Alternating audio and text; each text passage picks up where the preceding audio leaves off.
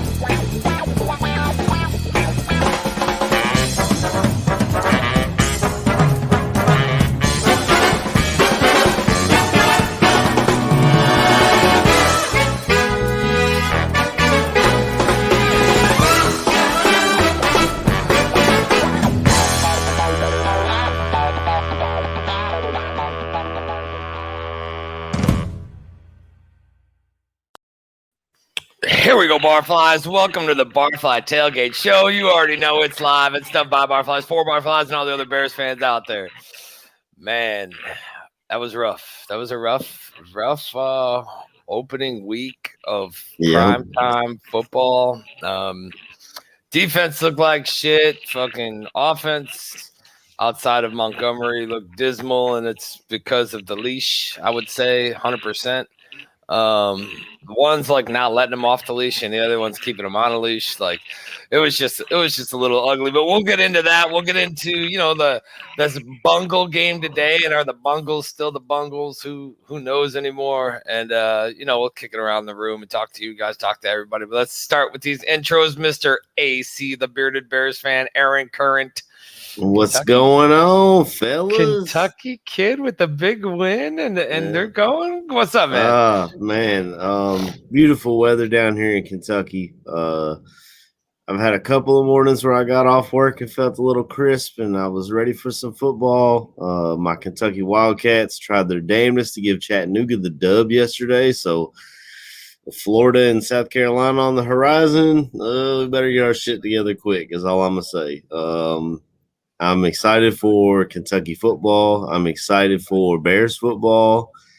Even though last week sucked on national television, I, as the fan that I am, will sit through every god-awful minute there is. I guess I'm just a gluttony for punishment. Since we do play the Bengals today, my son has a soccer game, so I'm going to be recording the game and watching it at a later time. Or maybe if it looks as bad as it did last week, I might just choose not to watch the damn thing. I don't know yet.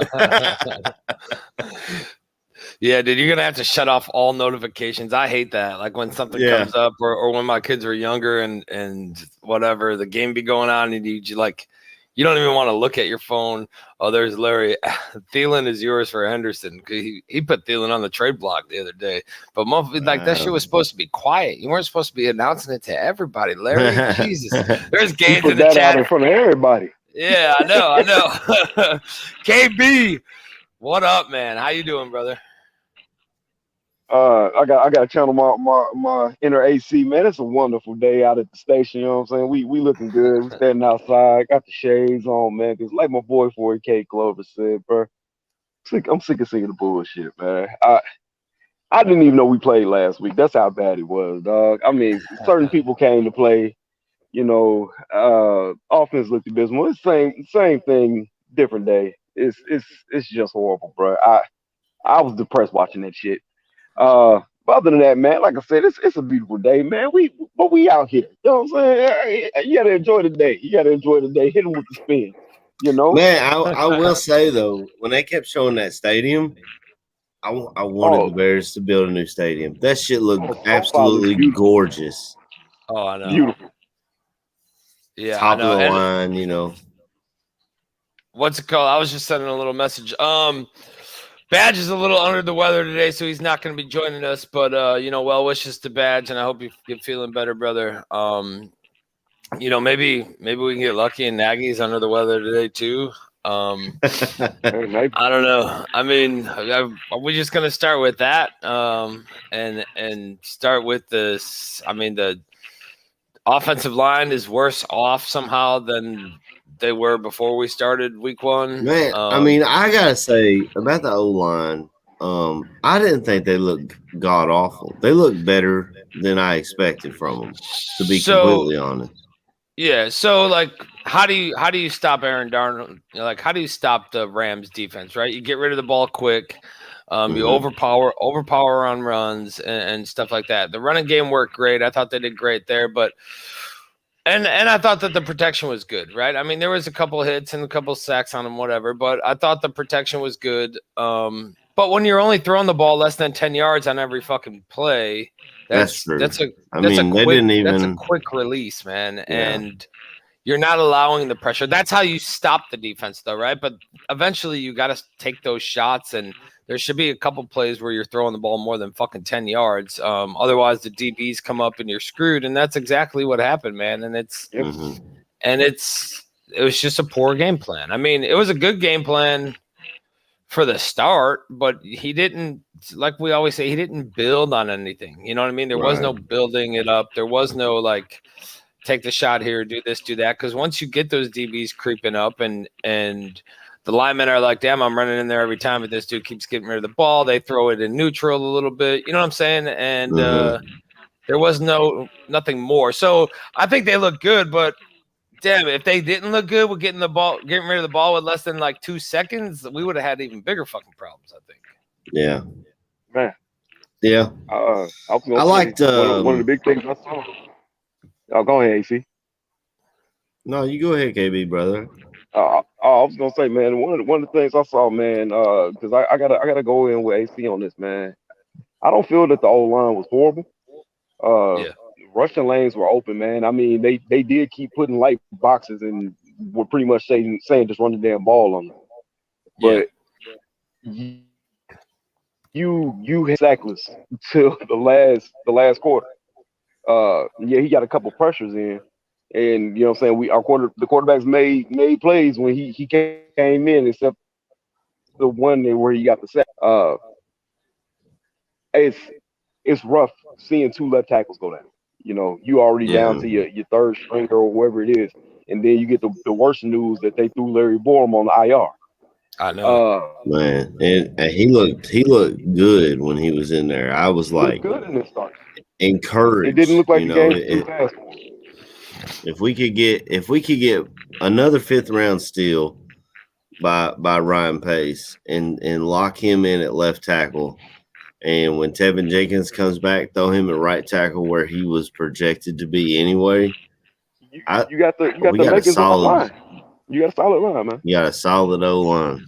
Do you guys think that this is going to be used by Nagy as maybe a sorts of saving grace of where, depending on how the season goes, and then he comes back and he's like, well, look, I lost both my left tackles. 3 almost, depending on what they wanted to do with Jenkins, right? And I had to change my whole style and this and that. Like, is this a thing where believe that he would use as an out? According to betonline.ag, he is the favorite coach to be fired. Of all the coaches. And I feel like, at least I'm hoping that the front office is getting tired of his excuses. I mean, we brought this guy in from Andy Reid, and Not only him, but now Peterson has been let go in Philly. It's starting to look like this offense does not work well outside of Andy Reid running it, calling the shots. And I'm hoping they're really getting tired of it. I'm seeing people on Facebook calling for Eric Bieniemy from Kansas City, and that's what I was just going to ask when you said it doesn't seem like this offense works good outside of. I mean, are you just going to replace him with is that a better mind coming out of there? I or, wouldn't. you know what I'm saying? I wouldn't. I was gonna say this is how I look at it, man. Because Eric Bieniemy has had so far 2 seasons of sustained success at being offensive coordinator. We had Nagy come off of half a year calling plays. Yeah, I mean, didn't he only call the plays for 2 games before that though? Yeah, I thought so. Is Bieniemy calling the plays now up down there? Yeah, they said that Bieniemy is the one calling the plays. This is his 3rd year as an OC. Bieniemy was, you know what I'm saying? I believe he didn't get a job unfairly. I felt like he was a more than capable candidate. But if you had to stack both of them up with each other, I feel like Bieniemy would have. If you had to pick from the two, he was definitely the better choice. You have a few years of sustained success so far, and he's calling the plays. Yeah. But on the other hand, like I said, I'm still a proponent of the bowl out of Buffalo. Yep. You've seen the magic he's worked with Josh Allen. Dabble, the bowl, however you want to say my man's name. Mm-hmm. And the DA at the start of the name, yeah, man, you can sell the hell out of that in Chicago. Exactly. Stop Bowl. Yeah. Right. Stop Bowl. But he's turned Josh Allen into an MVP candidate.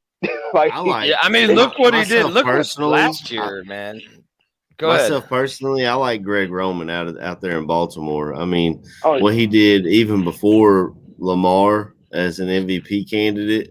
Even before that, he had Kaepernick looking like a NFL quarterback. And I know there's a lot of controversy with the name Kaepernick, but let's be honest, that man was benched because he was not playing well. They started calling him sack or pick. And then he started kneeling, and the rest is history. He may have been blackballed, but he did play himself out of that starting lineup prior to that. But Greg Roman was able to scheme to what pieces he had. And he took them to he took those 49ers to the Super Bowl, and he's taken Lamar Jackson to the playoffs. Now Lamar Jackson turns into Vince Young once it becomes the playoffs, but it is what it is. And it's always L's down, so I'm good with Lamar losing. And by the way, when he fumbled with the game on the line, he did that up here in Lexington one time, and it brought back fond memories. Dude, let's get back to this offense, though. I mean, the offense, right? Montgomery killed it. I think he did what all of us thought he was going to do, right? Looked like a superstar. Yeah, I mean, and top 5 in the league. Yeah, and he did it on less than 20 carries.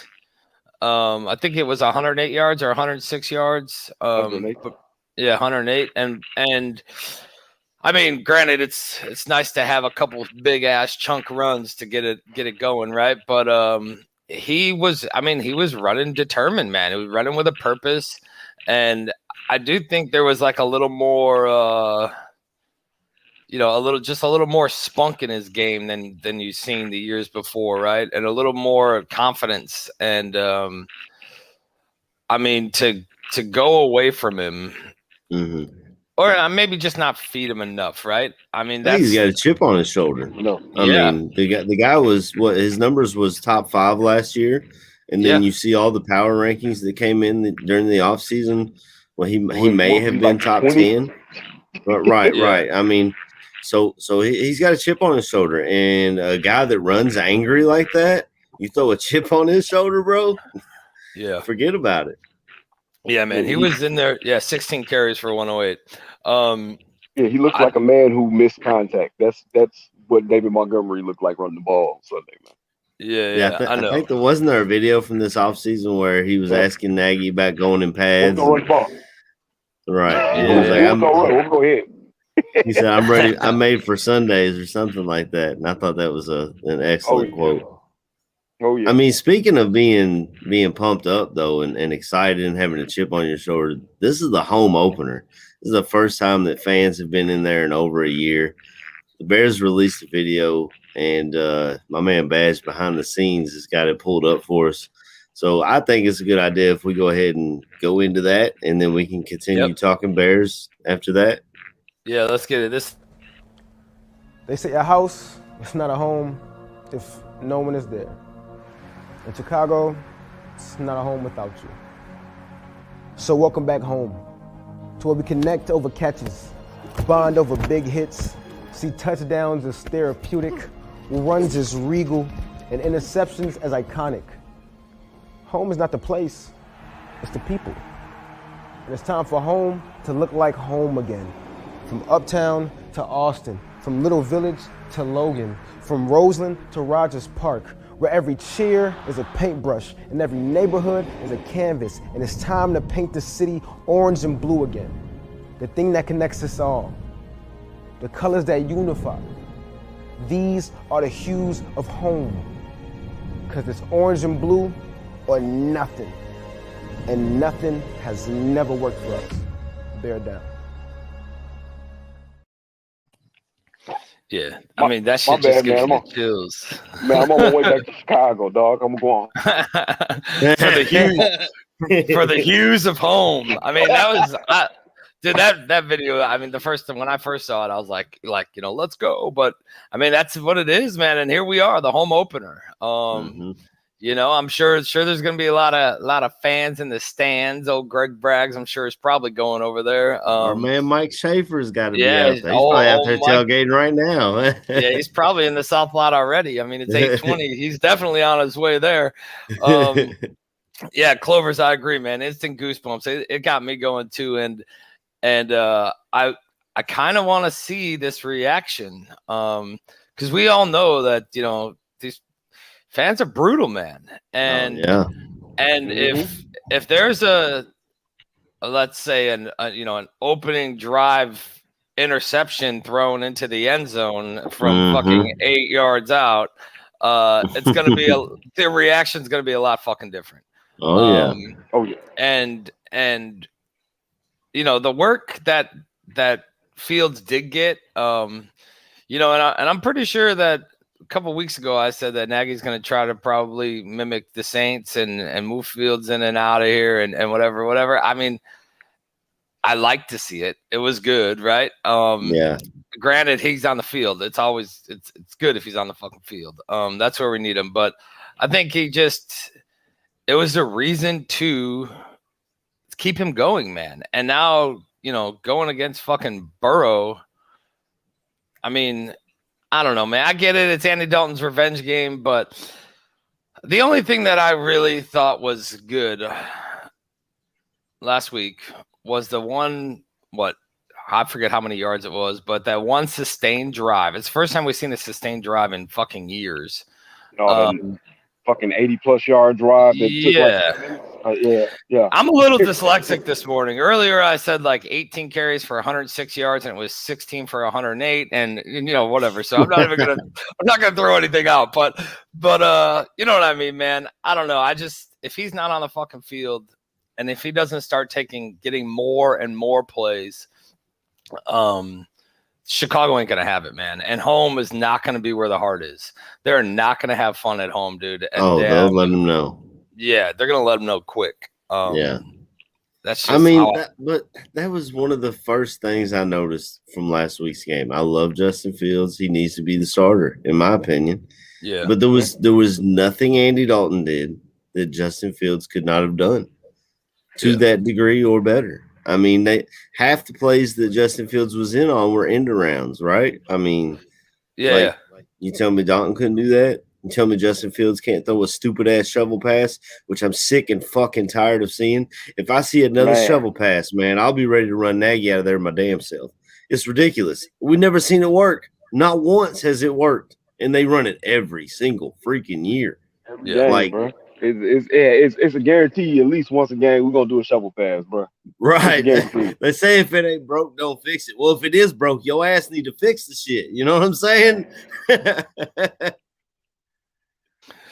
Man, one of the worst parts was that defense last week. Yeah, if speaking of something that is broke, man, that's shit. God damn. You know what I'm saying? Starts off with the bomb, just the coverage blown. Eddie wasn't back there where he was supposed to be.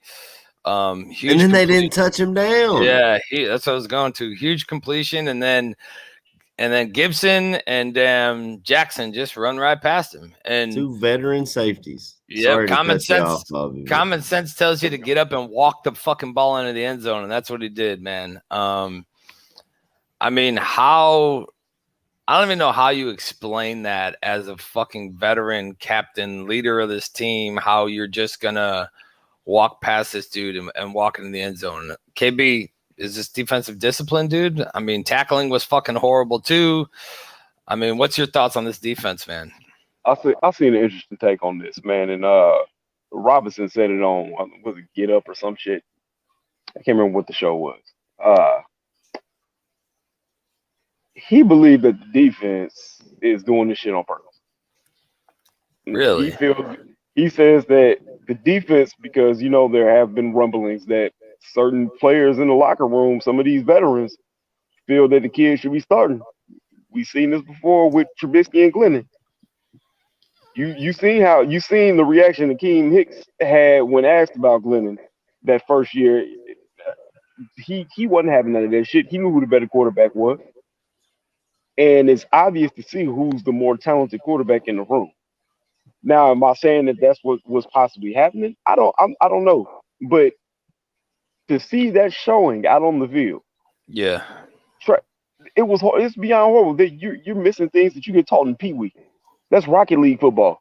Yeah. If somebody goes down with the ball, you touch them down. You don't let them get up and run. Yeah. You would figure that the Bears would understand that from all the years we've had where motherfuckers didn't finish a play and Packers pick the ball up and run 60, 70 fucking yards down the field, score a touchdown, and we lose the game. You would figure somebody would have been like, all right, man, this is the pet peeve. This is one thing that you're gonna do. You're gonna finish a play.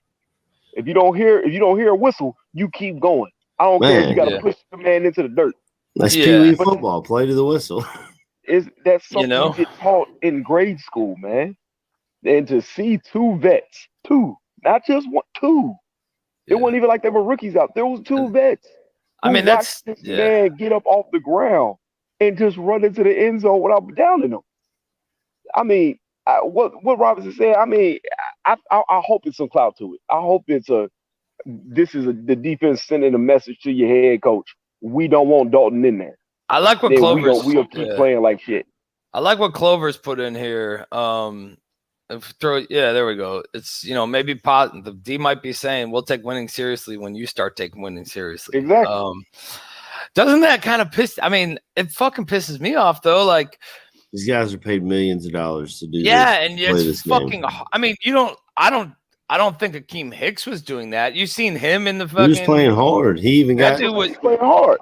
The penalty he got was because he wanted to he wanted to do his job. Yeah. And I mean, you see him fired the fuck up. I mean, granted, I won't say that they, played awesome, right? But the front 7, or at least the line itself, looked determined and looked like they were getting after it. And I honestly think if this is used as like, we'll start playing serious when you take this seriously, it's just a fucking scapegoat because the DBs sucked. They didn't know where they were supposed to be. Their coverage was fucking horrible. Their tackling was fucking horrible. Well, Jalen Johnson did all right. Yo, Jalen Johnson looked amazing. Yeah. I'll give him that. He shut his side down. It didn't seem like he really had any issues, but it seemed like they were killing us in the slot. So I don't even think Kendall Vildor really got burnt either.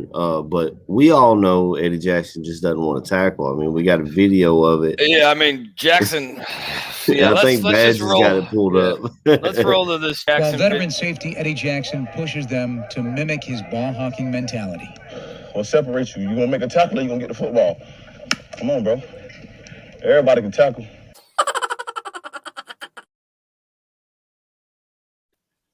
Shit, man. Who the fuck in the PR department thought that was a good idea? Like, really? Who thought this was a good? Who would mic this man up and say, "Hey, man, I'm gonna take what you said"? That's like you being at being in the church, and then you find out that your pastor and all them be cussing.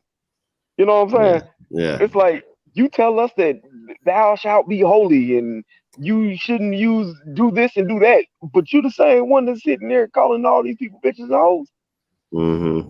Yeah, That's what the type of shock you get. You're not supposed to put that out there. it's called karma. Yeah. That's a slap in the face to the fan base, bro. You can't do that. I mean, that little If they don't chipmunk give you a laugh good at the sound end bite, got just give me. Yeah, it was definitely a shot, I think, back at Eddie from the department, as in, remember when you said this? You know what I mean? Like, here you go. Like, take a little bit of your own home cooking here. Mm-hmm. I think we've seen this in years past, though. There's always been a little spot like this for Eddie, either a game a season or 2 games or here and there. We've seen Bojack talks more than he smacks. And that's been the gist of it. I mean, besides the 18th season with all the interceptions and whatever, right? I didn't see, like, tackling sucked. You didn't see anybody trying to punch the ball out. You didn't see anybody trying to force that turnover and kind of, get gritty with it, man. Yeah. And I mean, is that the side? Is it the mentality in the locker room? Is it like you and Clovers were saying, KB, that they're like, you know what, fuck it. If they're not going to give us the best chance to win, then why are we out here risking injury? I guess. say, Go ahead. with that being said, man, because if there was some cloud or some validity to what was being said about the defense not playing hard because what I'm saying, Nagy not playing Justin Fields, there's a certain part of me that will sit there and say, I understand the if you're not gonna do for us, then why should we do for you mentality? Because I know everybody's had that day at work where you come in and you say, this is bullshit.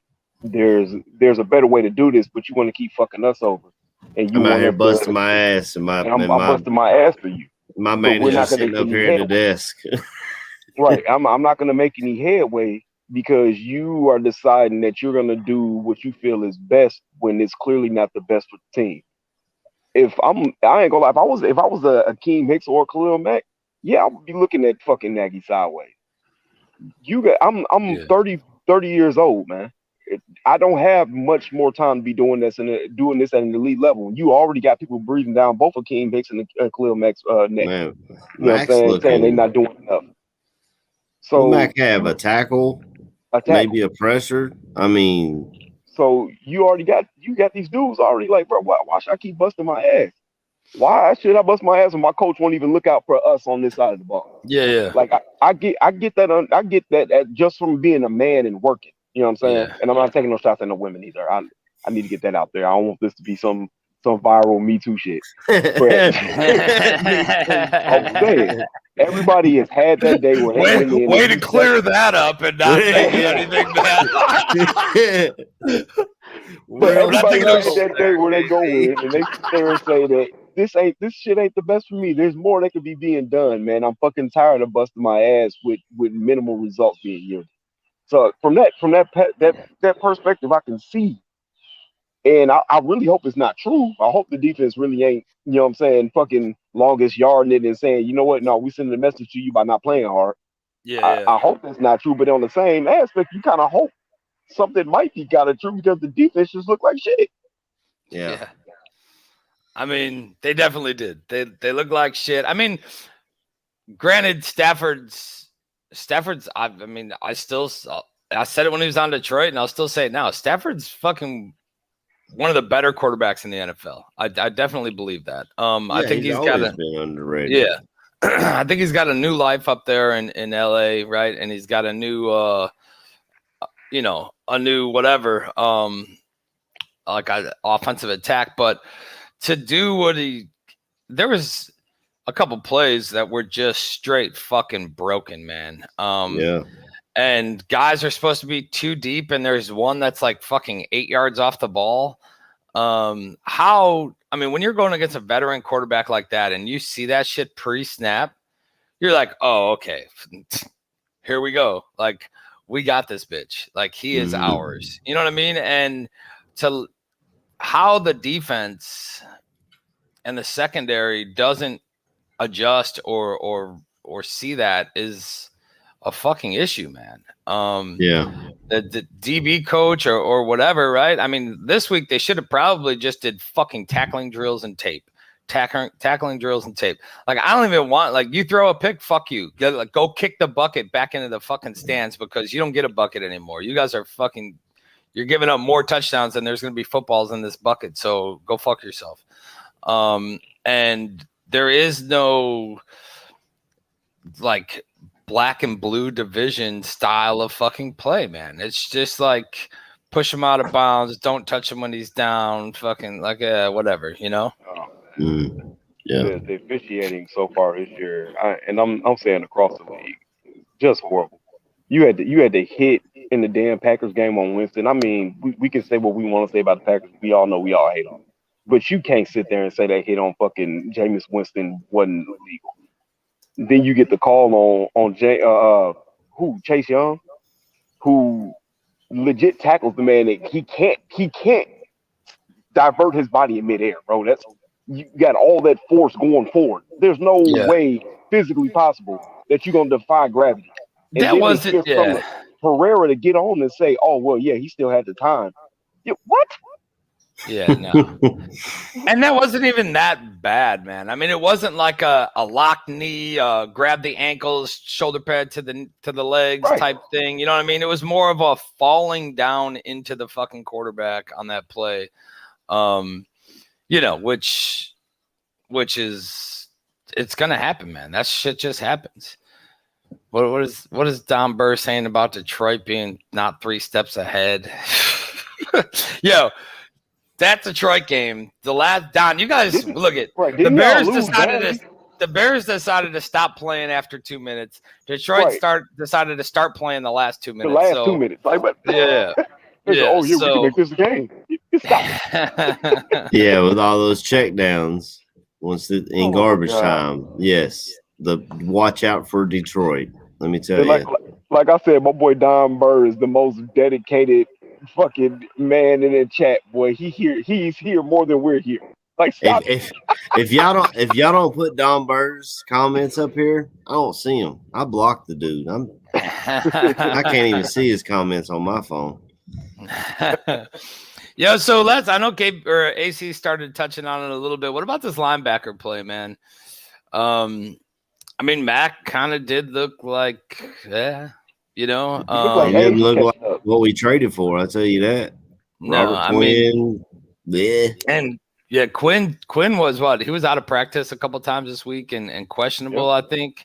I mean, it's back to the same old shit with him, right? Roquan, I mean, you can't do everything, right? I was going to say he's all over the place. Yeah, Roquan's going to get his bag. yeah, Roquan looked great, but you can't fucking do everything. I think he got burned on one pass play where he was supposed to have the coverage and he didn't. But, I mean, for the amount of plays that dude's making and, you know, holes that he's filling on his own, you know, like he's going to get beat here and there. But I don't know, man. Linebacking core, AC, what'd you see? I saw Danny Trevathan not out there. Yeah. Everybody was ready to run him out of Chicago. Ogletree, well, he didn't look, I guess, god-awful. He didn't look great either. I mean, he looked like a veteran backup linebacker. He's good if you need to. He's better than what we had in Woods and Iggy if you need him for injuries. But he's not, to me, he's not a starter. Roquan looked great. Looked like an all-pro who gets disrespected still, I guess, because he doesn't talk much. And on the outside, like we said, Mac and Quinn, they just were not effective getting to the quarterback.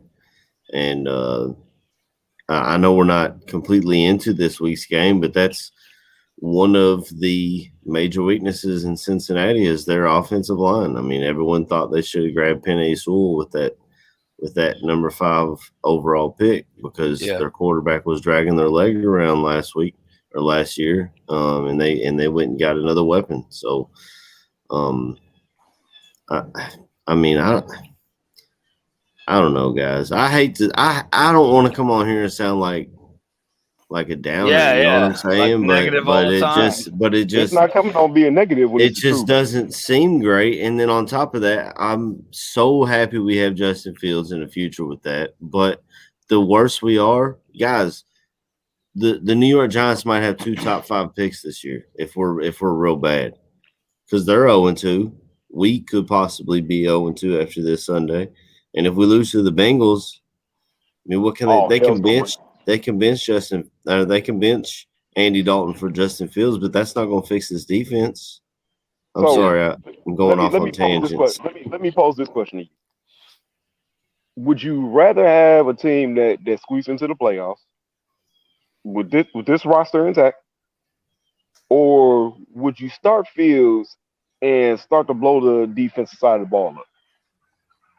Start sending some of the high profile players to other teams to get picks and players and start to rebuild now. So I mean, I would start Fields 100%. I mean, without a doubt, no matter what, he's your best fucking quarterback. You play him. Yeah. Defensive side of the ball, I honestly think that with Fields playing and bringing that extra fucking spice to the game and having some of those more dynamic plays, that you're going to see the defense play better. If you have Fields starting and you're putting more points on the board, you're putting the defense, the other team in a position where they have to start opening up. They have to get out of their game plan to come back from 14 down or from 10 down. And you change the fucking game. When you fucking milk it, like, drive down the field, touchdown. They drive down the field, touchdown. You drive down the field, touchdown. You're not making them change their fucking plan. Like they might change their defensive plan, but their offensive plan isn't whatever, right? So I see what you're saying with the defense, like blowing up the defensive side of the ball. I think the defense is obviously aging. The defense is one of the older defenses in the league. And when's the right time to sell is always the question, right? When's the right time to get rid of some of those guys? I think one of the main problems, nobody's taking Robert Quinn's contract. I seen some people saying Quinn's out today. Quinn's actually questionable today. Eddie Goldman is doubtful. But I mean, your defense succeeds on your offensive play, man. When your offense is winning the game and up in fucking points, obviously your defense now, they're not going to be doing, draws and shit. They're going to try to get back in the game quick. And I think that's, they rely on each other, man. You can't just say, whatever, right? That it's all this or it's all that. Let me say this, because I'm with you on what you're saying, and what my thing is more of a hypothetical. Yeah. I'm like I said, I'm with you, because you start Justin Fields, I feel the defense would play better because they know they have a chance. And the energy, man. You have somebody who calls the offensive plays and the chunk plays and the explosions that you need. What I was meaning to say is more along the lines of, okay, let's say that Nagy has been told, hey, you got another year. We're going to let you blow that side of the ball up, but you have to start Fields so he can get the experience now, and then we're going to start building going forward. That's more of the vein of what I'm saying. I'm already on the side of, if Fields play, the defense is going to play better, because like I said, if I have something I'm playing for, then I know I can bust my ass into your results. And if you lose, you lose. Then you knew that you lost with the best on the field. Mm-hmm. Yeah. Like I said, I mean, my hypothetical is more along the lines of, would you rather keep going at the pace that we're at now, or if you say fuck it, Nagy's going to be back regardless, blow the defense up, start trying to get some young pieces so you can start building, and then you move forward, with Fields, and this is the face of your franchise type deal. That's it. Yeah, I mean, for me, I don't think I'm blowing it up yet, man. I mean, we're 0-1, right? The We're whole 0-1. Yeah, I mean, it's not. There were a couple, like very few, but there was a few bright spots, right? And as of right now, I think you're not doing it yet. I mean, the first piece would be Robert Quinn, but nobody's going to take his contract. Nobody's taking that contract. You know what I mean? You're not getting rid of Roquan or Jalen Johnson, right? No, I would be keeping the young pieces, the Jalen Johnson of the world. I would, you know what I'm saying? I'm keeping Kendall Vildor. Of course, you keeping Roquan. I mean, Mac, these young pieces you keep, but the Macs, the Eddie Goldmans, the Hickses, the Jacksons, those, you know what I'm saying? Those types. Yeah, I mean, Mac. I don't know. I mean, I guess it all depends what you're getting for him, right? What you're doing. But I think at this point you're 0-1 and it's not fucking panic mode yet, right? You're not. You had your first game of the season. You're not like, holy fuck, here we go, fucking. You know. So I think as of right now you're still good, but it does come down to the the rest of the weeks, and maybe in a couple of weeks we're like. This dude's got nothing. Yeah, exactly. AC, what you think, man? Man, I mean, I'm right there with you. I hate coming on here and being a Debbie Downer, being a negative. You know what I'm saying? But I mean, the defense. There's no way to beat around the bush. We've got one of the oldest. I think the oldest roster in the NFL. Like the average age on our roster is higher than any other roster in the NFL. I feel like outside of the Buccaneers, I think they might have this beat. Is what I think the defense is aging, and when you start aging, you lose a step, and when you lose that step, you can't keep up. I mean, I don't want to panic because every team in the division's 0-1, like I said, but. And we didn't look as bad as the Packers looked, which was beautiful.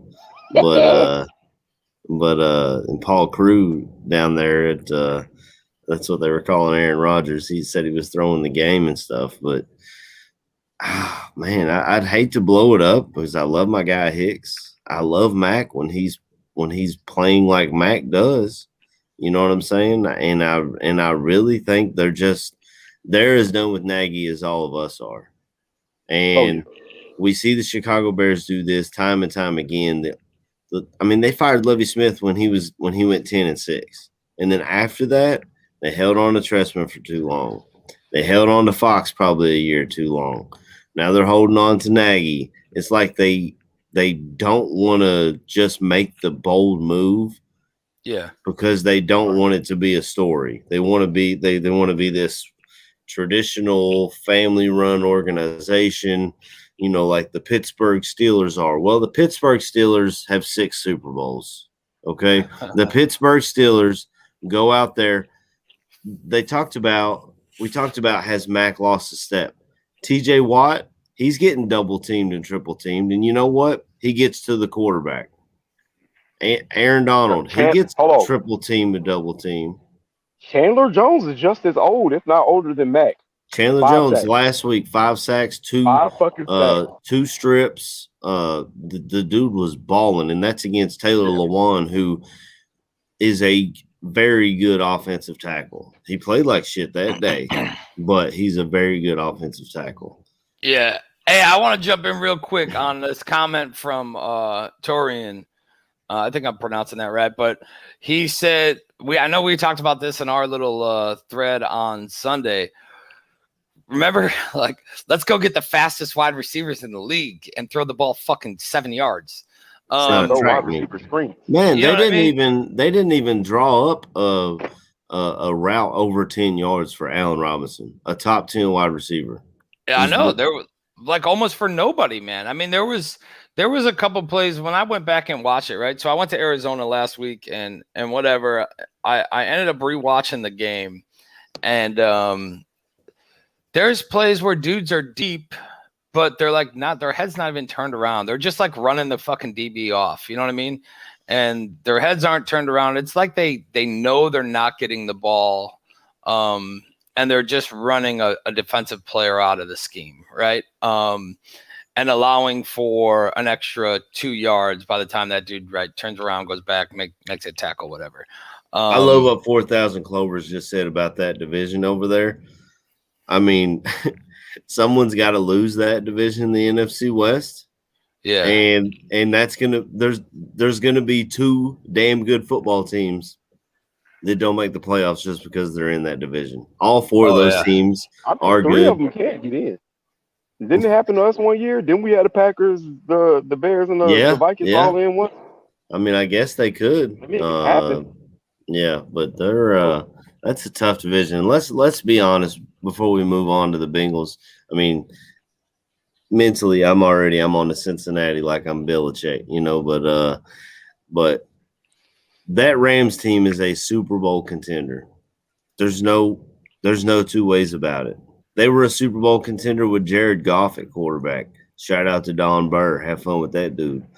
But when you put Stafford in that offense with that offensive play caller, that mind, and the defense is lights out. You gotta probably the top defender in the NFL and Aaron Donald, which we did a pretty good job of neutralizing.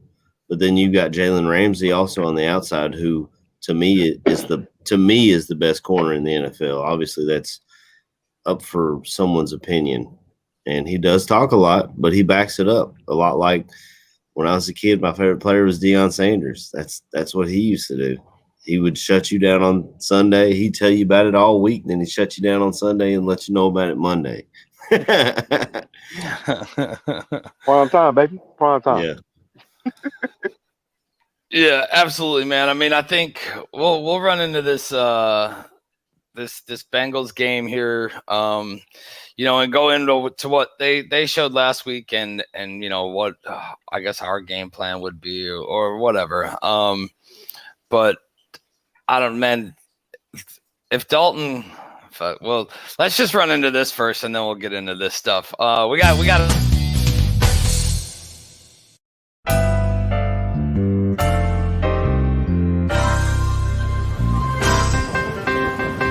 Look, I don't mean any disrespect. He just didn't play that well, not for a guy of his caliber. If they don't run the ball here, I'm going to vomit. I swear to God. I don't really have any recollection of that at all, but I guess perhaps I blacked it all out. They won, but I'm going to be miserable all week because they stunk.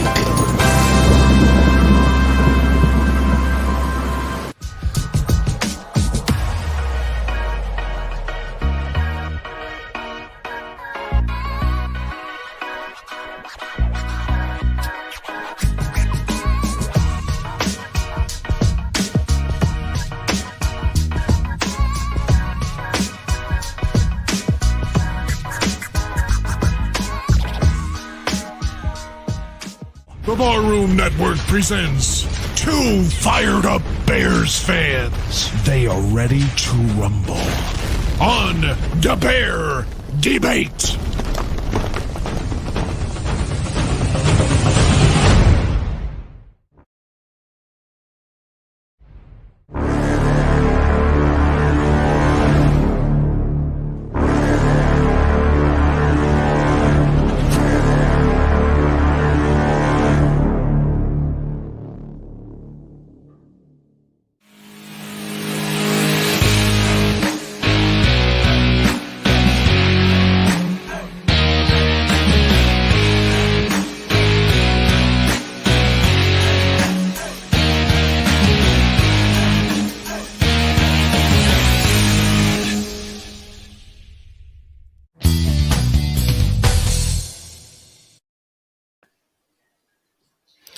Yo, so there we go. That's just a little piece thrown together to remind you guys of all the shows that the Barroom Network has to offer, when you can find them, where you can find them, and how to stay on top of all your fucking Bears and Barroom news.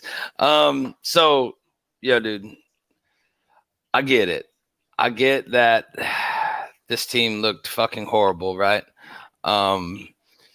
And it's like Aldo said in that fucking opening clip, they play like shit and you just feel like shit all week. And you're like, what do we do from here? Right. And I think everybody's common answer is to get rid of Nagy, start Fields, get rid of Nagy, and everything will be fine. I think we're far from any of that happening. I know, like we said before, I think Fields is going to start getting more and more plays every week, right? Until he finally fucking takes over, and then Dalton sits on the side with a clipboard and a cup of coffee. But going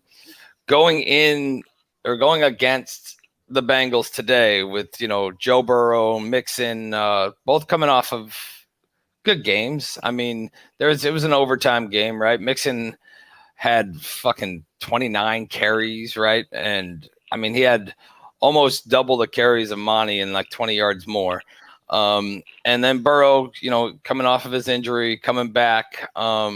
This is kind of like the Andy Dalton revenge game in a sense. Let's not make that. It kind of is. I mean, I don't know if he played him when he was with the Cowboys. I honestly don't even care to look up anything on Andy Dalton. I don't remember. Yeah, but I'm just saying they're coming to Chicago. KB, what's your thoughts, man? So I seen a couple of the highlights from that game. Their first round pick looked like a first round pick.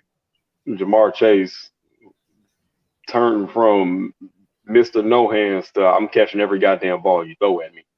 Mm-hmm. And the scary part of that shit is he was very explosive and was going deep often.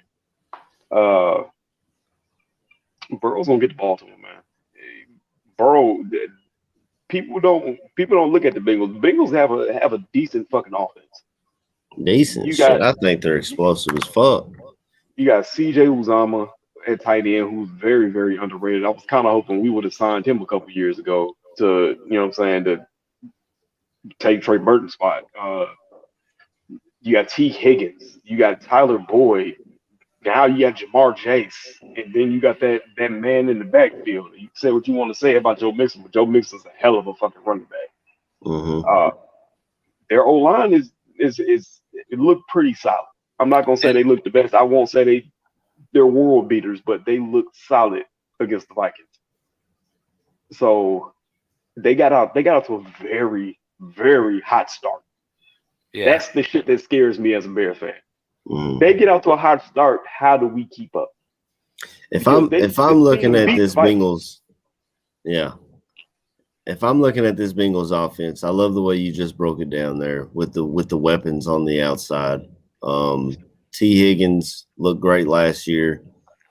Jamar Chase looked terrible the preseason. I had Bengals fans at work that were, they were mad about the pick in the first place.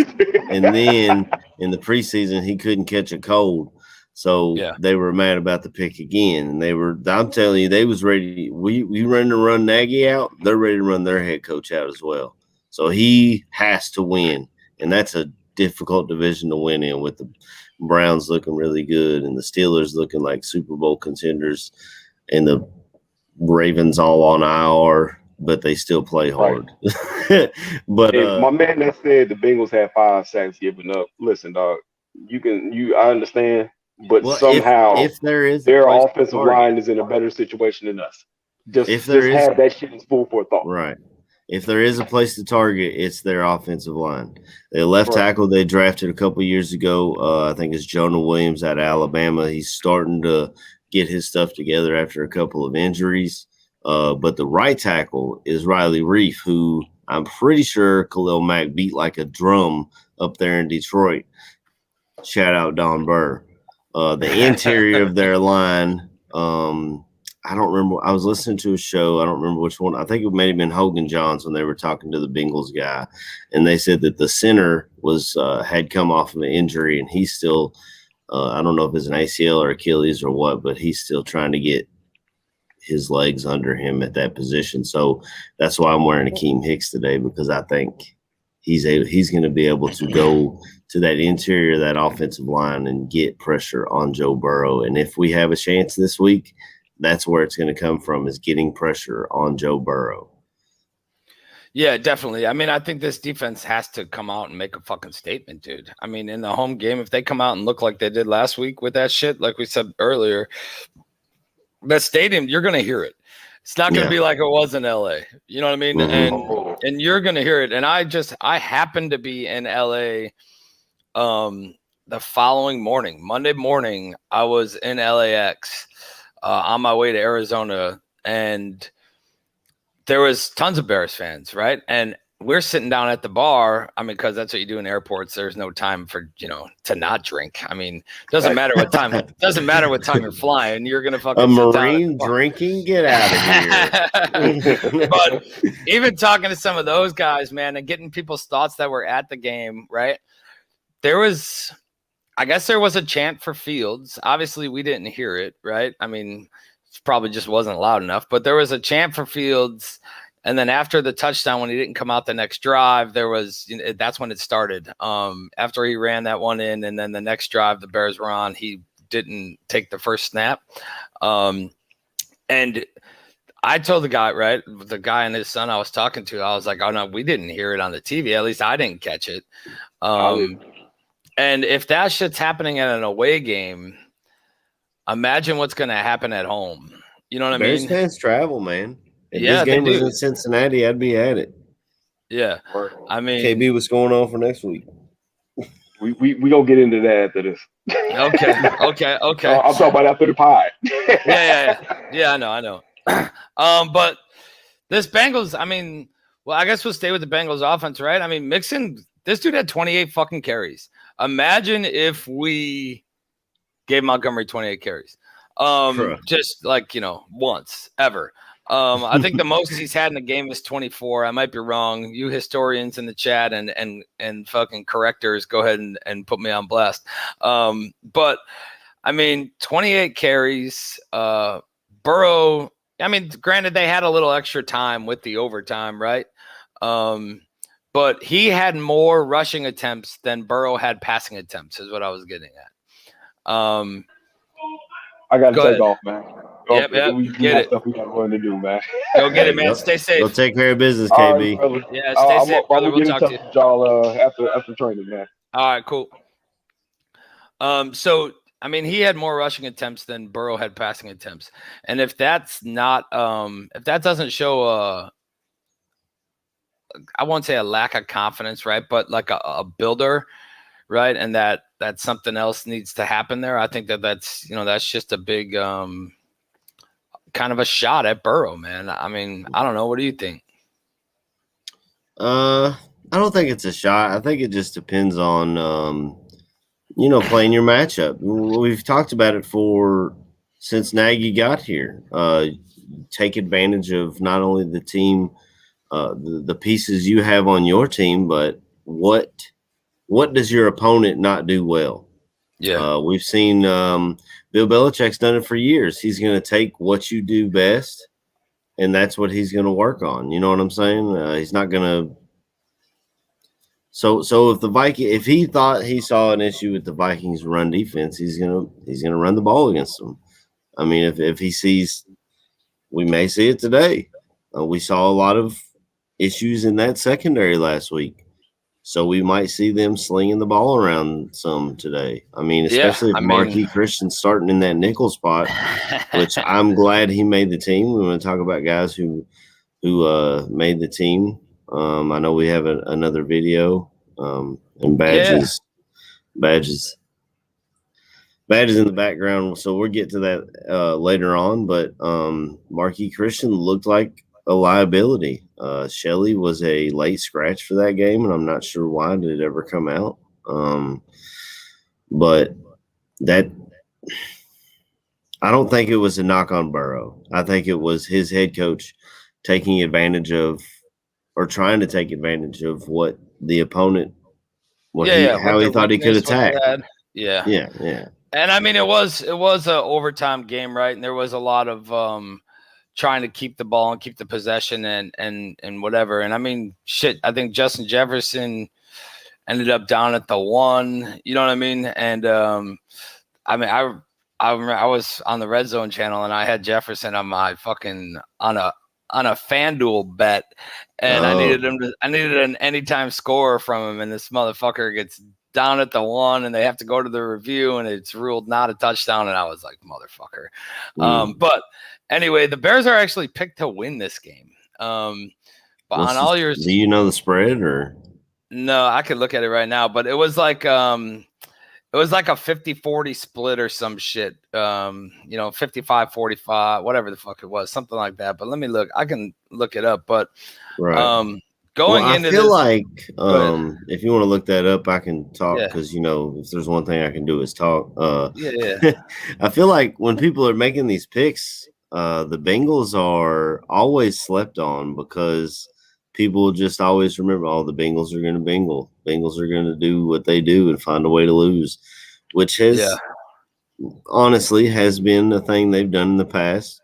But this is a whole new organization. It's a whole new team. They've built that offense.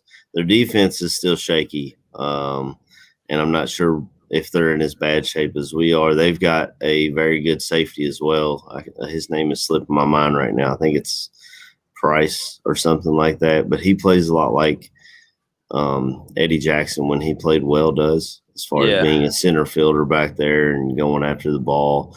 So if Dalton does what he did last week and puts the ball in harm's way, that guy will take it, and there's no question about it. But other than that, I can't name a single person. I think they signed the guy from New Orleans, didn't they? Trey Hendrickson or something like that. Yeah, I don't even know, man. So he was a good pass rusher, I think, from New Orleans last year, and I'm pretty sure the Bengals signed him in free agency. So that'll be something to look out for as far as they got a pass rusher and a good safety, as far as I know. Yeah. So as of right now on FanDuel, I don't know what apps everybody's using, but on FanDuel it's a minus 1.5. So they still got, still picking them to win, but well, you usually get 3 points at home. That's typically, what historically that's what I've seen. You get 3 points at home. So if it's a 1.5, that means Vegas is looking at this as a push almost. And I feel like I agree with them. Unless our defense can show us this week that they play a lot better than they played last week, I really think this is an evenly matched game, and we could see this go down to the fourth quarter, and whoever gets the ball last. To be honest, yeah, I mean it is. It's going to be. I think it's unfortunately, I don't. Do you think it'd be even if Fields was on the field? I think if Fields was on the field, we might get another point on the spread, another point or two. So it may have went up to 3 instead of 1.5. I think, like I said, man, I don't think there's anything Andy Dalton does that Justin Fields can't do.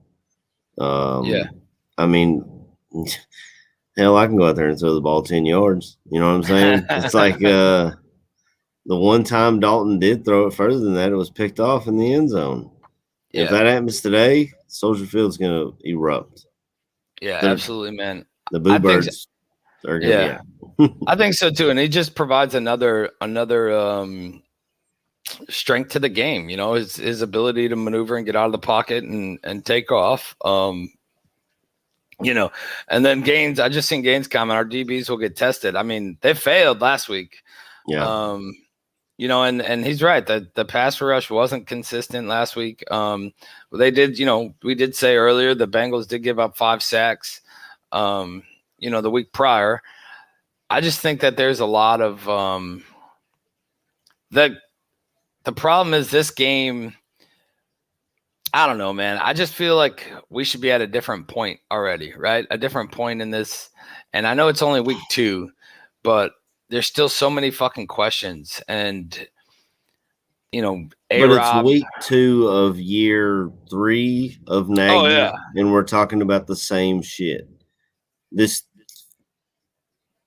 shouldn't be where we're at.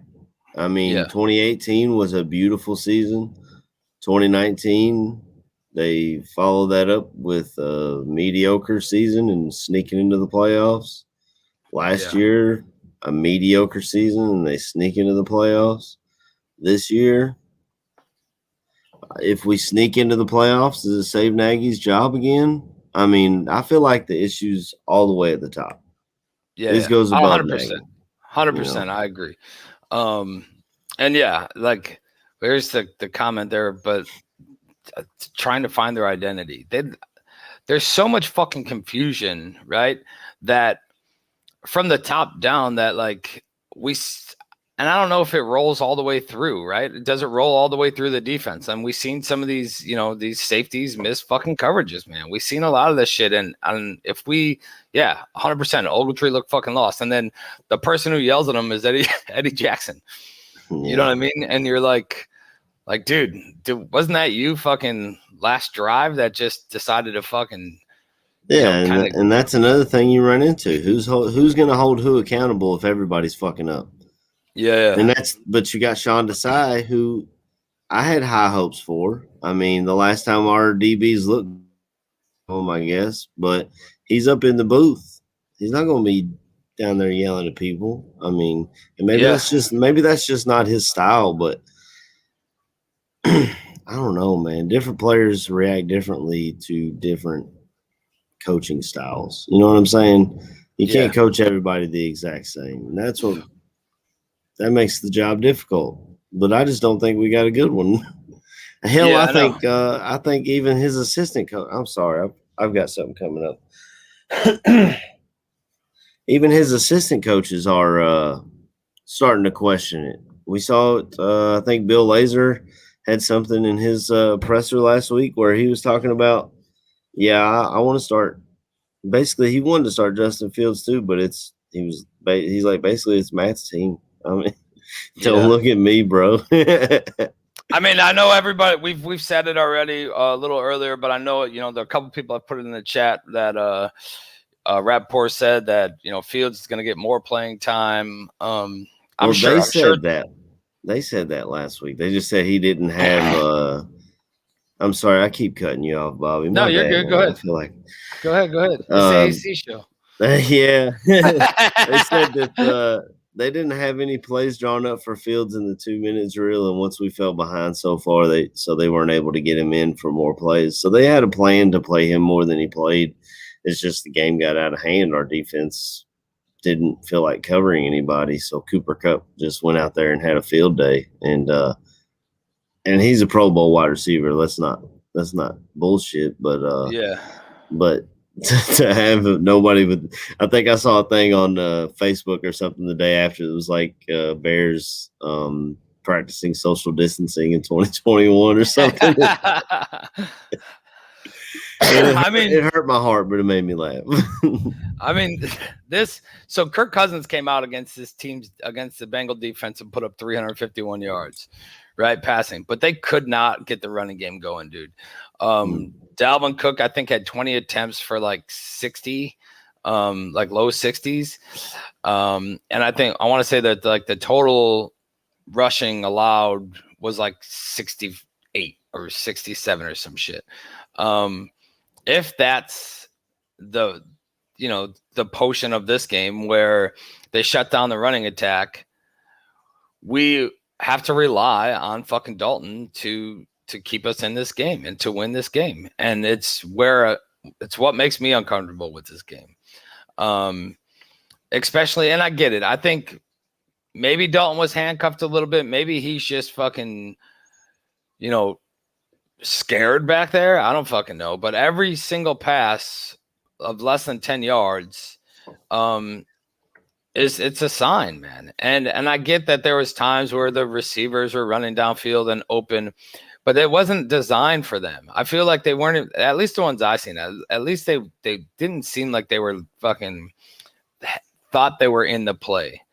And I think the only time you can bust this thing open and you can have Fields come out and tear this place up. You can open your running game. If you're going to use Dalton back there, there's no other attack. There's no threat of Dalton fucking rolling out and running. And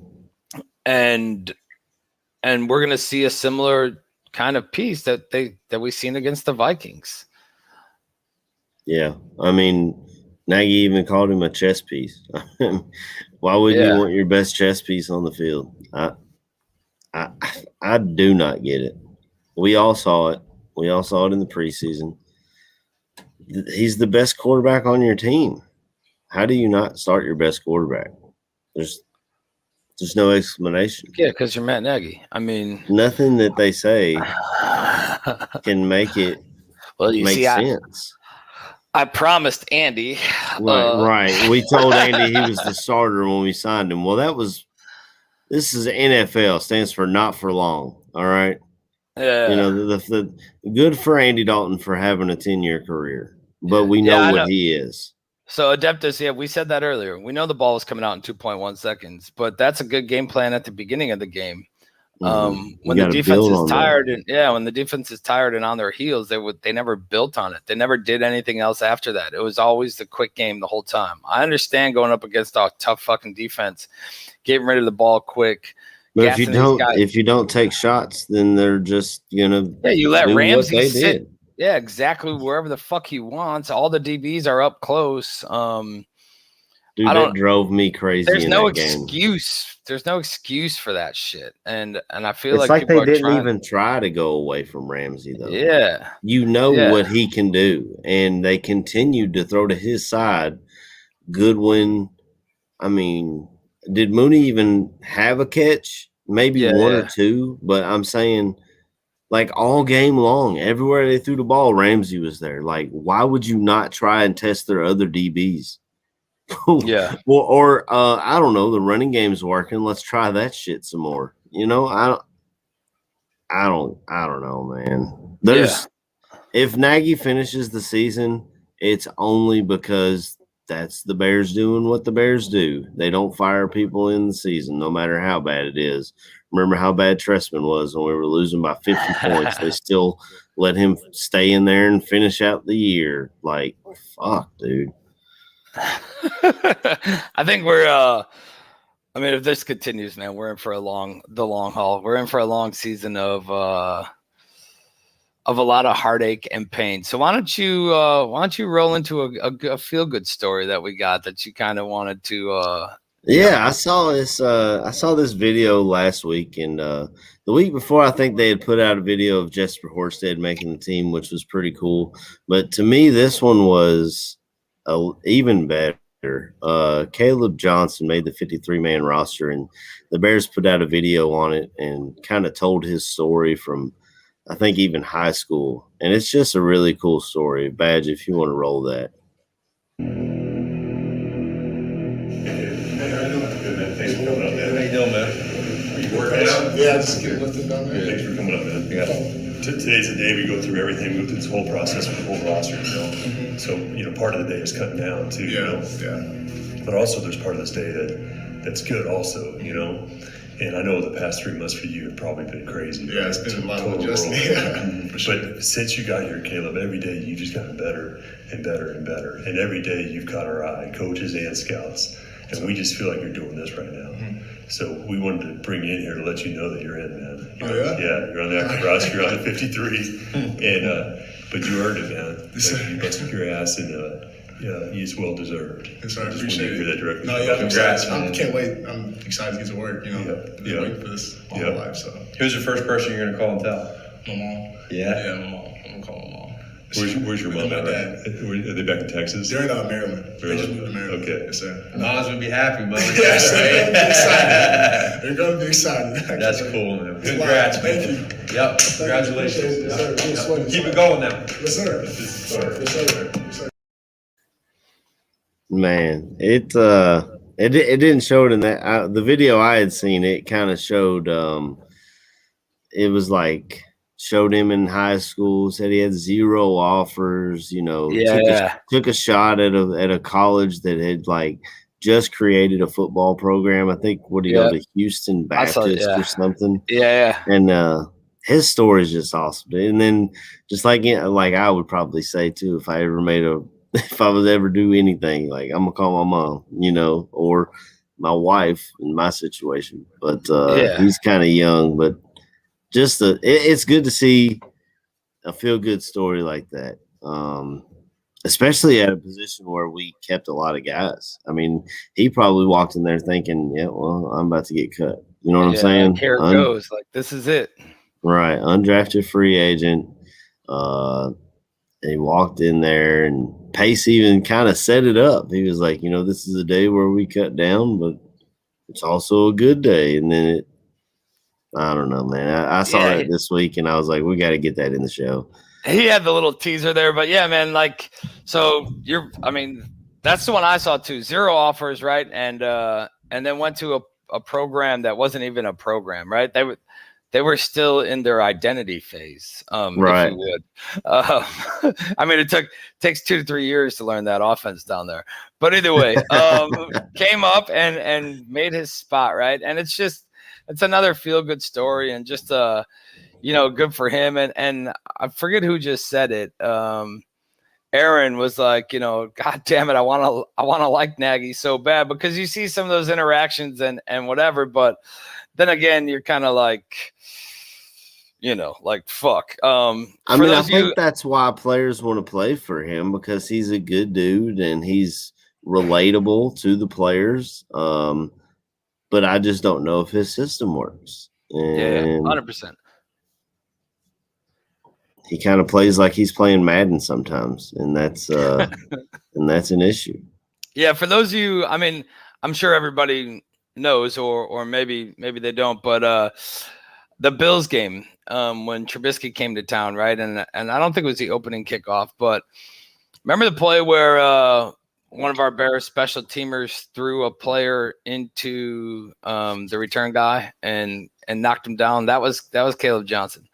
So that was him who kind of threw a player into the Bills player and knocked him on his ass for the, basically for the tackle.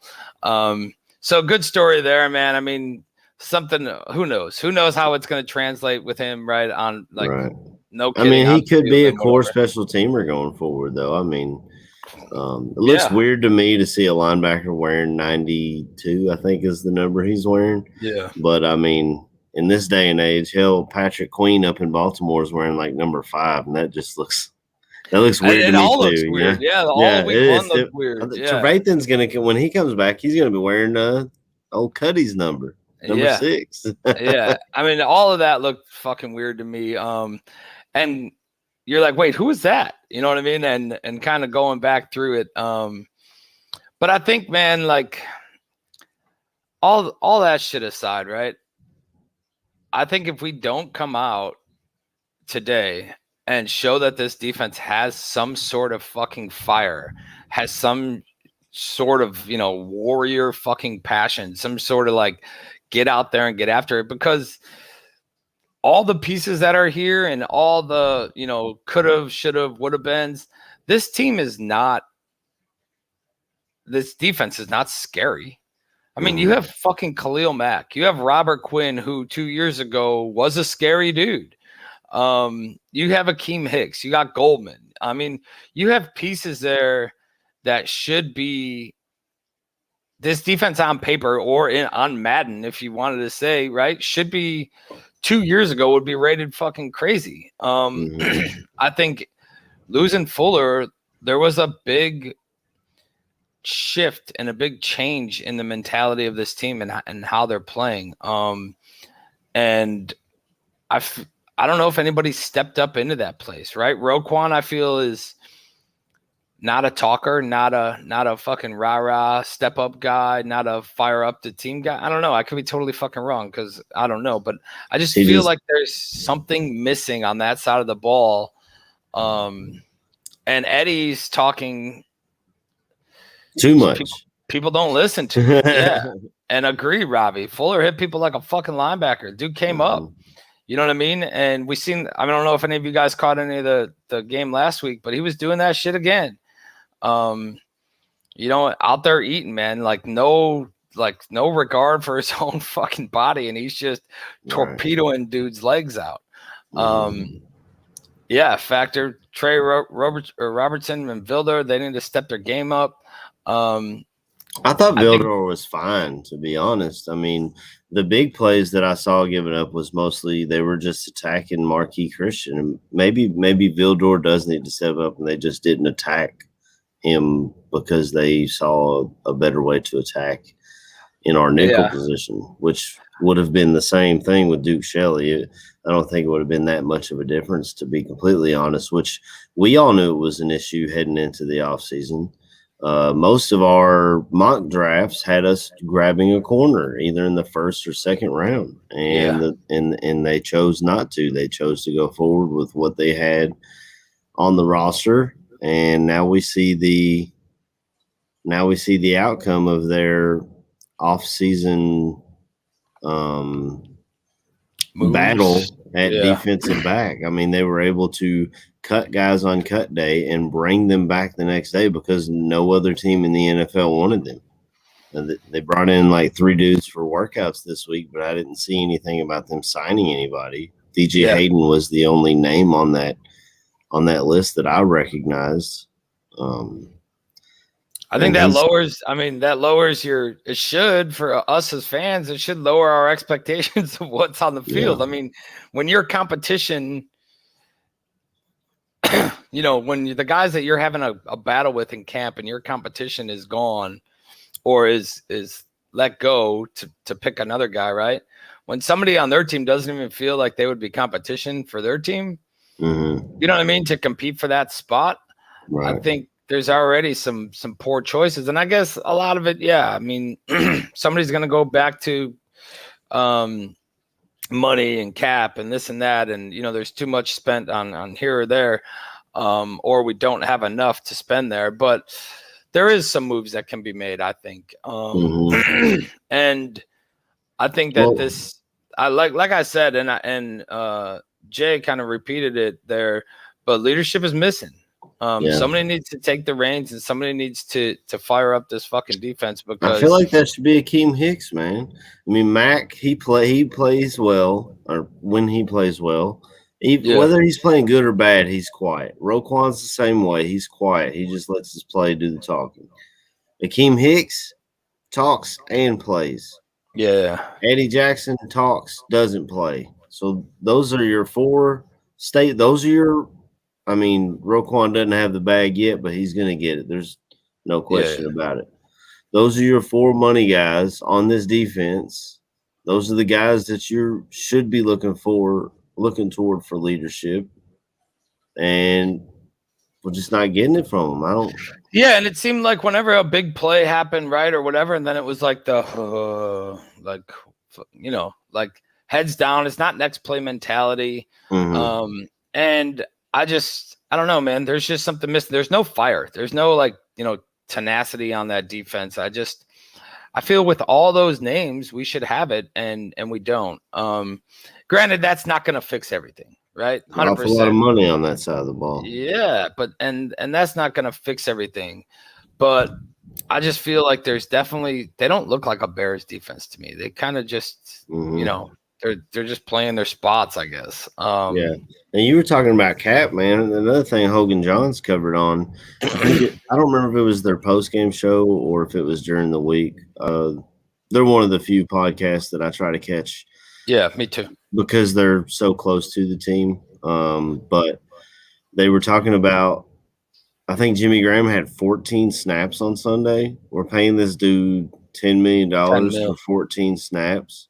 And we let Charles Leno Jr. walk out the door, who played every snap, and we could have saved that money somewhere else. Or actually, with Jimmy Graham, we pushed more money toward the future. So he's going to be older, and we're going to be paying him whether he's on the roster or not. Yeah, it's like what we're doing with Leno right now. We're paying Leno for the next 2 years. I mean, some of these roster moves are just becoming questionable, and there's no other way to word that without being disrespectful. You know what I'm saying? Yeah. Yeah. And I mean, I'm not saying that Leno was the answer, right? And I don't think AC is either. We're not fucking banging the table for Leno, but money could have been used different moves. Yeah, exactly. And I mean, we got Al Robinson playing on a franchise tag, and you've got Jimmy Graham's 35-year-old.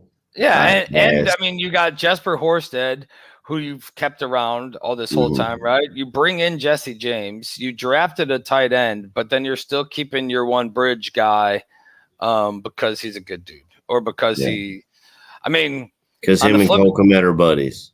Yeah, and on the flip side of it, though, Graham led the team in touchdowns last year receiving. But I mean, You if know, we're not going to use him, dude, this year, I mean, speaking of tight ends, I know we don't need one, but that Notre Dame looks like they got him another one.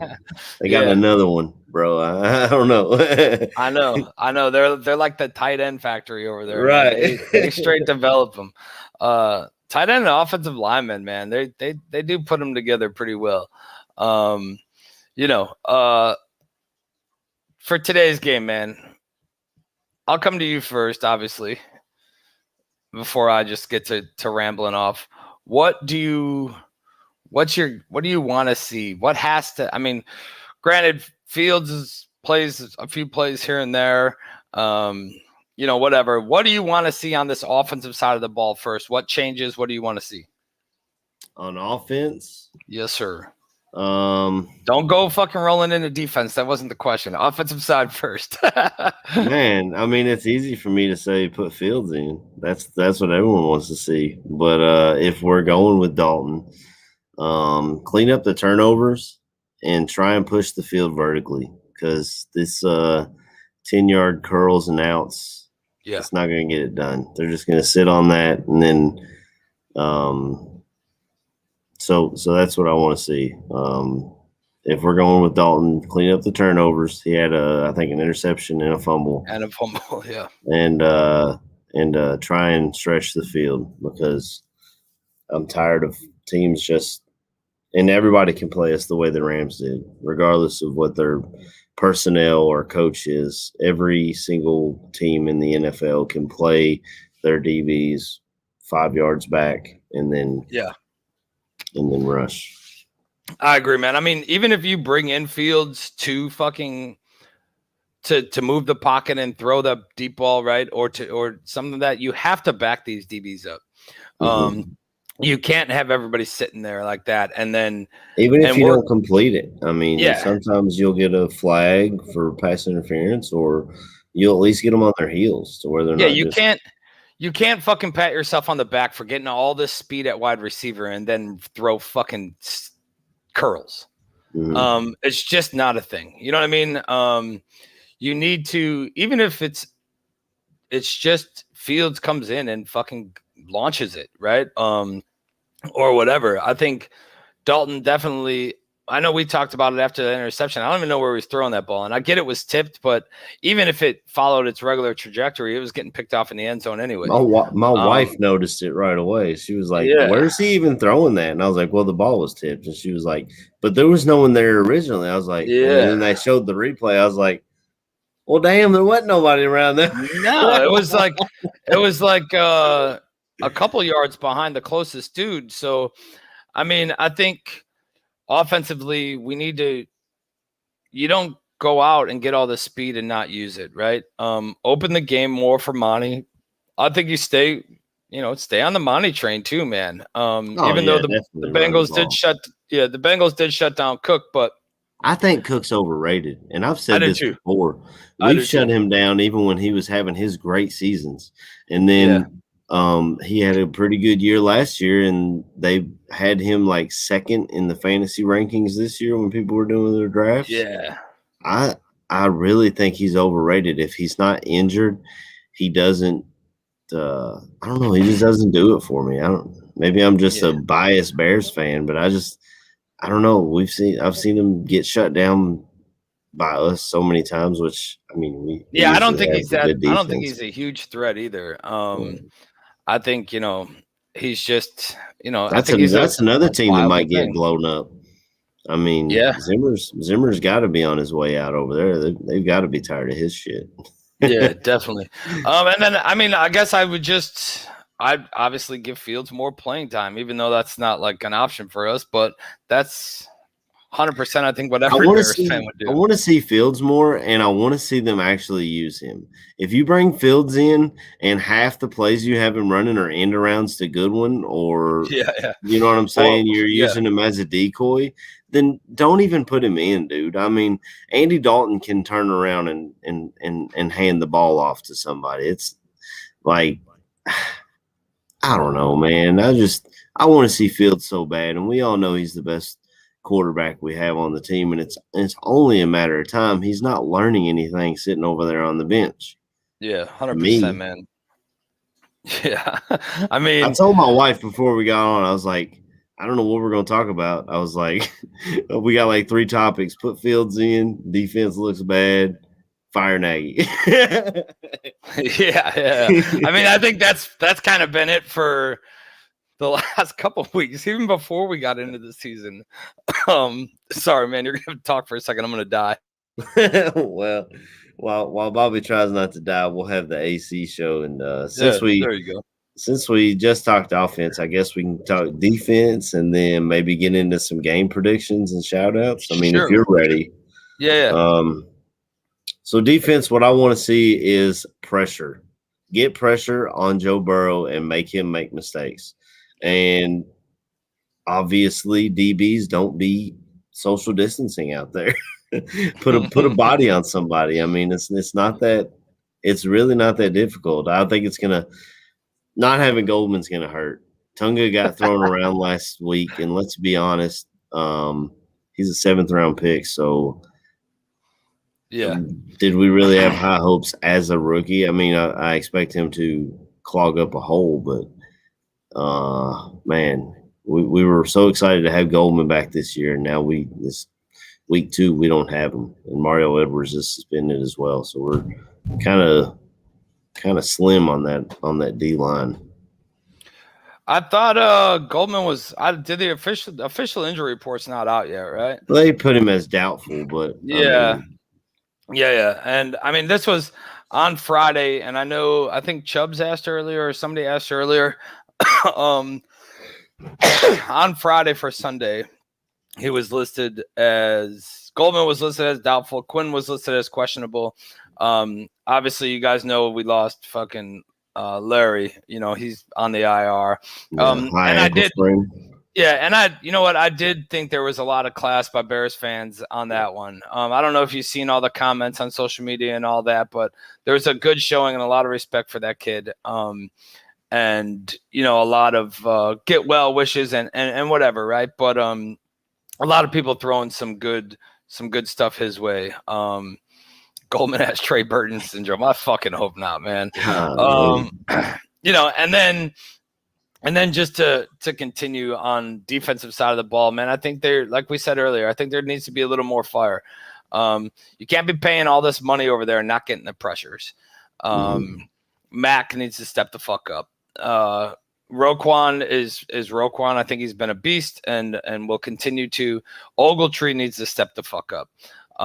He looked fucking lost. He was just, you know, they say keep your head on a swivel. He was like a fucking on a swivel chair. That motherfucker was spinning around in circles and lost. He was an owl. He had spinning everywhere, man. Like had no clue. And the secondary played like shit. I would say the outside corners didn't play bad.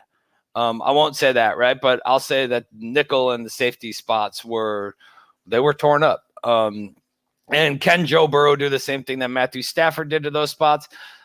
Maybe not on every play, but when there's dudes fucking 10 yards uncovered, you know what I mean? Then yeah, that shit can happen. So that's where, you know, where I would go with it. And we need some of these turnovers, man. They fire up a defense. They get the defense, you know, on their toes instead of on their heels. And I think a lot of that comes from, you know, a lack of leadership right now on defense. I don't think we have a voice on defense. I don't think we have a defensive player that is. Eddie Jackson bitches at everybody, right? He just fucking yells at people, and then he fucks up and whatever. I think people honestly are like, yeah, whatever. Eddie's back there running his fucking mouth. Eddie's doing Eddie, yeah. Because when you talk, I don't know, when he fucks up, people are just like, you know, whatever. But there's not a constant voice, and I'd like to see Roquan, you know, become that, but I don't know if that's him. So defensively, I just think, you know, that's what we need, man. And I was hoping it wasn't this bad, right? I tried to like put a little belief in him last week. I mean, coming in, we thought we were going to have to lean on defense. I think I said it last week. I was like, we might have a defensive battle in the first half, and then we just didn't show up to play defense, man. I don't know. I don't know what the hell happened. I know, and it looked Conti-esque from the start of like, Man, oh, somebody fuck. said that Chris Conti Like- came out of retirement and put on number 4, and I was like, golly, burning this dude.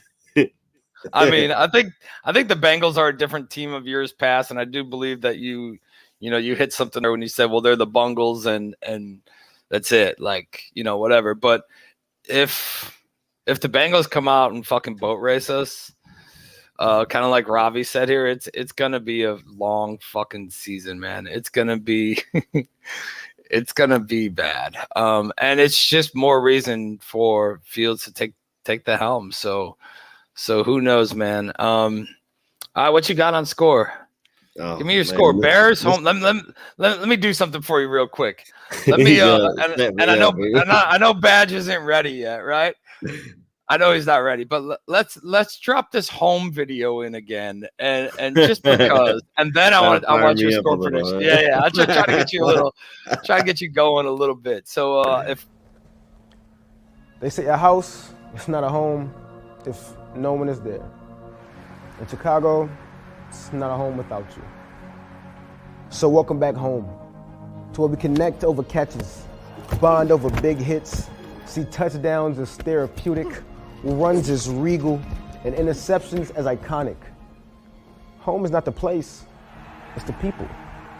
And it's time for home to look like home again. From Uptown to Austin, from Little Village to Logan, from Roseland to Rogers Park, where every cheer is a paintbrush and every neighborhood is a canvas, and it's time to paint the city orange and blue again. The thing that connects us all, the colors that unify.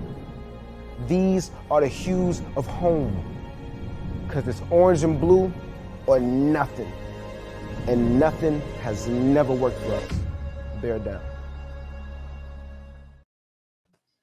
Damn, dude. all right, now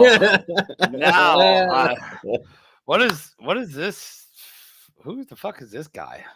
All right, now that we've done this, I want to go ahead and get your score prediction. Well, I was leaning Bengals, honestly, before I saw that video. Hoping Mike Schaefer and them guys down there at South Lot can bring the ruckus, get this defense fired up, and Bears win with a last second field goal. And I'm gonna go. I think we're gonna have a high score, like 31-28 or something like that. Okay. So that's what I'm gonna go with. The defense does just enough to win, and Carlos Santos puts this game away at the end. So I'm really close to that. You said what? 31-28? 31-28 sounds about good. So I'm giving Santos a little more, another leg. I was going 30-24, and Santos, basically saving us, putting up fucking three field goals today. And I won't say saving us, but enough to piss off Bears fans where Dalton can't punch it in, right? But then we still win with that going on. There's a lot of people in the chat. Go ahead, let us know what you think. We got 31-17 Bengals. We got 31-10 Bengals. I don't think who fucking knows? Maybe 28-14 Bears. Bears win. My issue with some of those Bears win on a safety, 2-0. I saw that. Well, my issue with that is the Bengals defense, like a lot of Bears fans, because we have a history of defense. By the way, Dick Butkus looked disgusted by our defense last week. He did. When they rolled up to him, and I was like, "Oh, Butkus is so pissed." Yeah, and he was like even with the mask on, he was like, "Fucking get out of my face." But that was awesome. But as bad as our defense is, if I could speak, the Bengals are not good on defense either. They don't have a history of defense like we do. So we feel like our defense is historically bad because we've had good defenses. So that's why I'm thinking a high scoring affair. Cousins put 351 on them. You know what I'm saying? Yeah. This could be a big game for wide receivers. If we can get Montgomery going too, which, we said Cook couldn't get going, but we can get Montgomery going too. And just like every aspect is open, this could be a huge fucking game. I'm worried about Elijah Wilkinson firepower on the left tackle spot. Yeah. I mean, Peters is, I think, questionable. He'll probably play, but can he finish the game? I mean, he played last week and then went out with the quad. And they were talking about how he was out in Dallas fishing when they called him. I mean, this dude was trying to enjoy his retirement, and they were like, "You want to come play?" It's fucking Collinsworth. Yeah, whatever, man. Fuck that dude. Here's a guy. Here's a guy who was on a boat last week, and I'm telling you, he fucking called Aaron Rodgers and told him he got signed, and Aaron told him, you know what I mean? Like, that dude talks more about Rodgers than anybody else. Whatever. I fucking hate that dude. And my wife too. She'll hear his voice and she's like, "Uh-oh, are you gonna mute it or what?" I'm like, this fucking idiot, man. I just can't stand that. He's got his head so far up Rodgers' ass. I kind of was wishing that, that the Saints would have embarrassed them with him on there. But whatever. Agreed. Infinite. Montgomery's gonna have a game, and I think Mooney's gonna have one. I think Mooney's gonna have one. I think Montgomery's gonna have one. I think A-Rab will have a few catches here and there, but I don't think he's going to blow the doors open or nothing like that. But I think Mooney's the target to just ball out, man, which I don't know. Hopefully I'm wrong. Hopefully everybody gets their shots, but that's what I'm going with. You got shout outs, AC? What you got, man? Shout out to everybody in the chat, man. Shout out to Badge. Feeling under the weather, but still coming on here in clutch, producing behind the scenes, bringing these videos up. I mean, he was on point today. And shout out to my beautiful wife. She's just amazing, man. She's always got my back, and I appreciate her. I mean, she lets me come on here and talk sports. She puts up with. I'm like this in real life. She calls me a walking, talking ESPN because and I'm sure she gets tired of hearing about sports. So I appreciate. Sound like Collinsworth. I can put up with it. So I appreciate her, and I wanted to tell you guys this. I just found out this week that I've worked nights for 7 years at Toyota, and I just found out that I got a day shift position. I don't know when they're going to allow me to transfer over to the day shift position, but I will be transferring to off the vampire shift and back out here with you normal folks. Awesome, man. Congrats. Yeah, thank you. Congrats and fucking climbing those rungs, Yeah. Climbing those rungs, be walking into that bitch like, they just gave me the 5th-year option and here we go. Right. Congrats, man. Shout out to everybody in the chat, of course. Appreciate you guys joining us week in and week out and firing off, man. Like I love when obviously there's a lot of, I would say, non-believers, right, in Nagy, in this team, right? But the passion and having everybody still join us and the input, like we see shit, you guys see shit. Sometimes we agree, sometimes we disagree, but that's okay. I love the input. I love firing off and everything like that, and greatly appreciate you guys. Badge, hope you're feeling better, man. Get well soon. KB, be safe out there, brother. I know the bell went off. And it was time to go fucking running headfirst into a fire. And I wish the Bears defense would take your example and run headfirst into this fucking fire and do it. Bell's going off, defense. Yeah, bell's going off. It's time to get at it. And Aldo and everybody is part of the network. Greatly appreciate you guys. You guys know that Fantasy Football Goon is coming up next. Get all your fantasy football needs and inputs, and okay. I do too. Got Buffon and Aldo at halftime. You got Buffon and Brother Gaines after the game. Yep. Immediate reaction. So you got a triple header right. Coming up. Yeah, to me that's the best post game show there is because it's live. Like with Hogan Johns, like I said, I listen to them, but they don't put it out live, I don't think. So they do their show and then they put it out later. With Gaines and them, we're still high or low, depending on how the game goes. And they're in the same boat. and they're just passionate fans, man. And absolutely, I love being a Sundays part of are the your bar room. quad. Sundays the quad pod. You got the quad pod on the Barroom Network Quad Pod Sunday. Thank you guys for being here, and let's go get this fucking win. We can't come into our house and fucking take it, Bengals. Dalton, hopefully your ass is sitting, real soon. But either way, enjoy all you guys. Thanks for coming out and fucking bear down. Bear down.